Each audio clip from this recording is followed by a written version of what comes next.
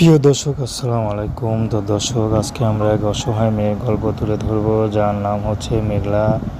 মেঘলার বিয়ে শাদী হয়নি। মেঘলা বিয়ের জন্য ইউটিউবে এসেছেন। আসলে মেঘলার পরিবারের বাবা নেই, মা আছে, বড় একটা বোন ছিল, বিয়ে হয়ে গেছে, বর্তমানে মেঘলাই আছে। আসলে মেঘলার লেখাপড়া খুব ইচ্ছা ছিল, যদি আজ লেখাপড়া করতো তাহলে ইউটিউবে আসতে হতো না, ভালো পরিবারে বিয়ে হতো। কিন্তু মেঘলার এখন তার ভালো পরিবারে বিয়ে হবে না। তো মেঘলা চাচ্ছে পরিবার যেমনই হোক, ছেলে যদি ভালো হয় মেঘলা বিয়ে শাদী করতে রাজি আছে। আসলে সংসার জীবন তো একদিনের না, সারা জীবনের জন্য। তো যে নাকি সারা জীবনের জন্য মেঘলার পাশে থাকতে চাইবে, সে বয়স্ক বিবাহিত হলেও মেঘলার বিয়ে শাদী করতে রাজি আছে। মেঘলার কোনো চাহিদা নেই, কোনো পছন্দ নেই। মেঘলা দাড়ি শাড়ি, দাড়ি গহনা দরকার নেই।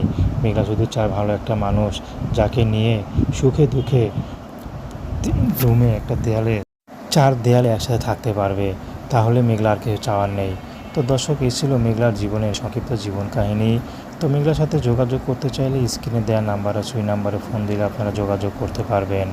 তো দর্শক, প্রেম ভালোবাসা বিয়ে শাদী করা একান্ত আপনাদের ব্যক্তিগত ব্যাপার।